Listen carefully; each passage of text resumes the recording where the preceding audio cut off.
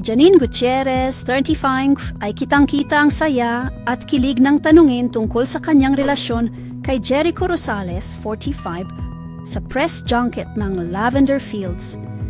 Ayon kay Janine, gustong humingi ni Jericho ng permiso sa kanya bago magbigay ng pahayag tungkol sa kanilang estado, kaya't humiling siya na balikan na lang si Jericho mamaya.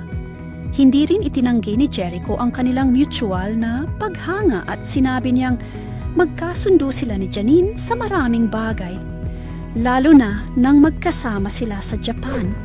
Si Jericho ay sobrang patient at supportive kay Janine at pareho silang chill mag-travel.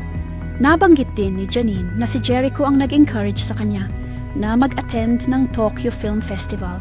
At siya rin ang unang nag-congratulate sa kanya matapos ang screening ng pelikula niyang Phantosmia.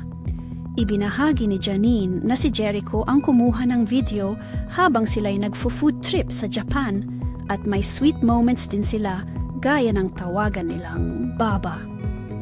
Bukod dito, sinabi ni Janine na mas nakilala niya si Jericho bilang aktor sa kanilang trabaho sa Lavender Fields. Ayon sa kanya, kahit si Jericho na siya, sobrang game pa rin ito mag-workshop at mag-focus sa bawat eksena. In-appreciate ni Janine ang dedication at professionalism ni Jericho sa set. Panghuli, inihayag ni Janine na magkakasama ulit sila ni Jericho sa isang bagong kapamilya teleserye, The Accused, na unang inanunsyo sa ABS-CBN Christmas Special noong Disyembre.